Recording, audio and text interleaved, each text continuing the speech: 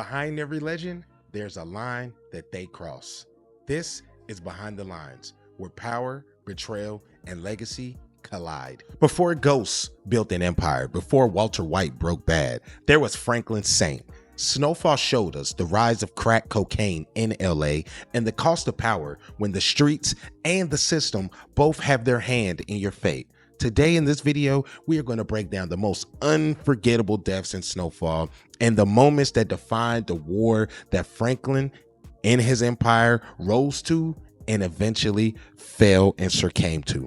But before we get to that action, we are this close to 1,000 subscribers. Can't do it without y'all. Want y'all to become part of the Impulse Nation. So make sure you hit that like, subscribe, notification bell, because there's a lot more action in this Behind the Line series. So let's get to it. Sometimes the hardest enemy to face is a friend.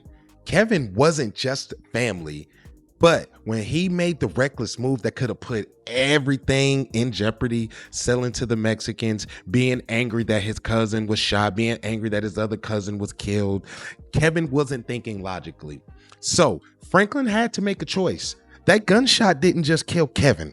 This was a moment in time. This was a time stamp, as we call it, extraditional moment of energy, of innocence. Franklin killed off the last piece of innocence he had left. From this moment on, he wasn't just dealing drugs. He just wasn't a liaison to the CIA. He just wasn't a liaison to a gun runner. He was a killer playing for keeps.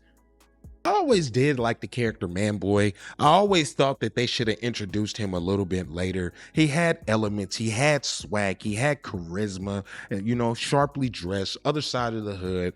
Almost a mirror version of yourself, if you will. I like the character Manboy, and I loved what he introduced in Snowfall.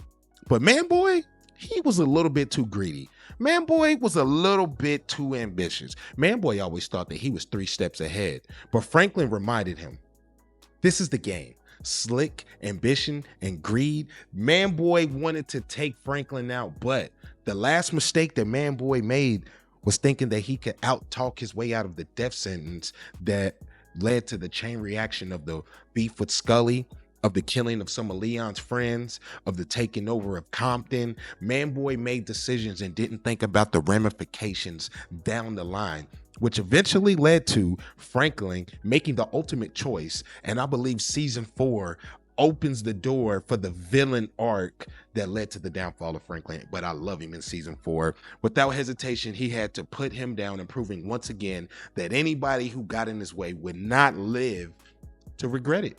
They would be put out. They would be taken out. Alton Saint's death marked a monumental portion in this storytelling of this show.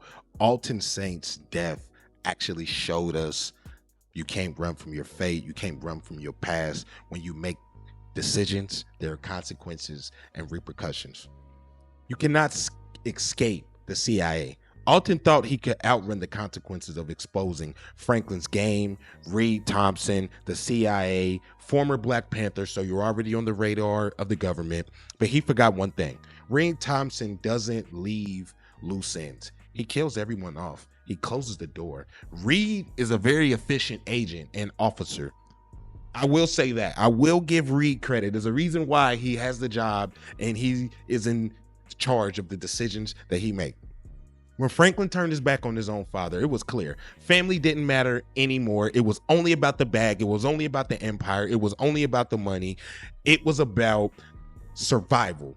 Charles Darwin's number one thing is self-preservation, and that's what Franklin was on in the latter seasons of Snowfall. As the screen faded to black in Cuba, Alton is talking to Sissy, and next thing you know, Reed pops up, and y'all know what time it is. I like that Reed didn't do it in LA. I like that no other family found out. I like the fact there are certain elements, it's just understood. I like that it was taken care of in a way so that Franklin, Jerome, Louis, everybody knew Alton is off the chessboard. One of the sadder deaths in the show for me was Jerome. And the reason why Jerome was one of the sadder deaths for me in the show, in the series, was because if you remember the very first conversation that Franklin had when he was like, We doing this. This is the game we in now. He said, "There's two things that come with that. Two.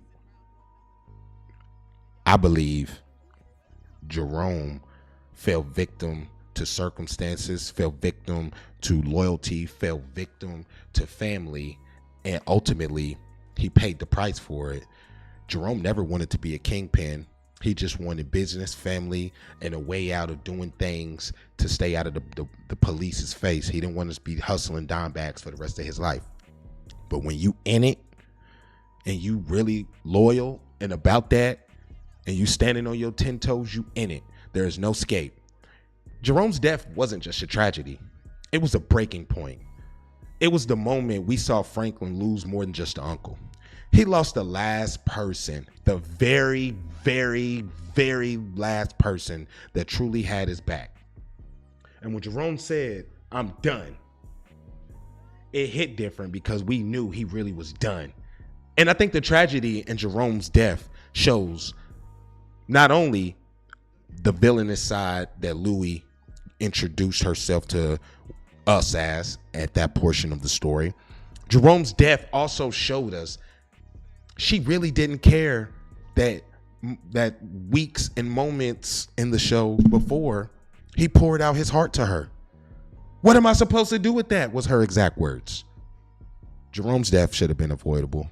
And it's a reason why it's at this portion in the video, because as I said, the last person to have Franklin's back at this point is gone now. And y'all could think that his mom had his back, but y'all know how that turned out. So yeah, Jerome, R.I.P. Rest in power, cuz. Now this death is on the list because it shows an important timestamp in this show, in this series. The death of John Singleton showed a dramatic shift in the show, the tone. We had a great time jump. But Andre's death in season 3, to me, by far, is the best season of Snowfall.